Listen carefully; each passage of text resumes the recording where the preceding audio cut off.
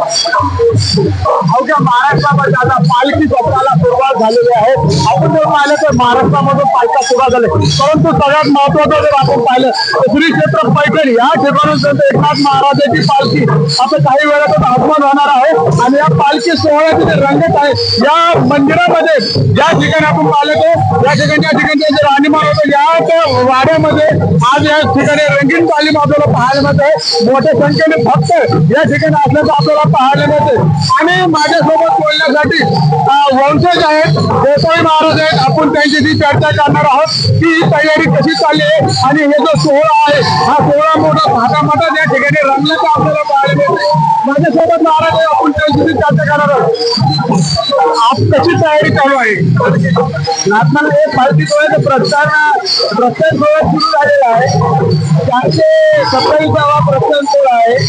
नाथमालांचं या मंदिरातून समाधी मंदिरामध्ये आगमन होईल. समाधी मंदिरात 2 तास उत्सव झाल्यानंतर प्रस्थान ओढ्यावर ही पालखी भाविकांचं दर्शन झाल्यानंतर अष्टम आणि सणकवाडीकडे या पालखी सोहळ्याचं प्रस्थान होईल. या पालखी सोहळा 18 दिवसाचा प्रवास आहे. या 4 रिंगण आणि 1 उपरिंगण आहे. पंढरपूरमध्ये पारंपरिक कार्यक्रम, आदर प्रदर्शन, भातात पुण्यतिथी, गोपाळकाळा नाथमालांच्या पालखी सोहळ्याचा पांडुरंगाच्या मंदिरात होतो. ते साजरा झाल्यानंतर हा पालखी सोहळा परतीचा प्रवास करून मला सांगा ही पालखी प्रारंभ किती वाजता होणार आहे, आणि तुम्ही कधी पोहोचणार? आज या पालखी सोहळ्याचा प्रस्थान होणार असून आषाढ शुद्ध दशमीला हा पालखी सोहळा पंढरपूर पोहोचणार. रिंगण किती होणार आहे? 4 रिंगण होणार आहे.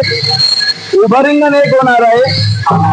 पारगाव, घुमरे, पीठ, चांगली, सवेदंड आणि नांदूर या ठिकाणी 2 रिंगण होऊन 1 उभं रिंगण पंढरपूरमध्ये होणार.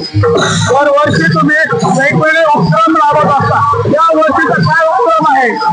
या वर्षीचा असा वेगळा नाथमालांच्या पालखी सोहळ्याचा गांधीचा रथ जो या भाविकांमधून केलेला आहे तोच यावर्षी त्याला पूर्णत्वास दिलेला आहे. गेल्या वर्षी जे काम राहिलं ते यावर्षी पूर्ण केलेलं आहे. आणि नाथमालांचा गांधीच्या रथातून वैभव संपन्न पालखी सोहळा पंढरपूरकडे प्रस्थान करत.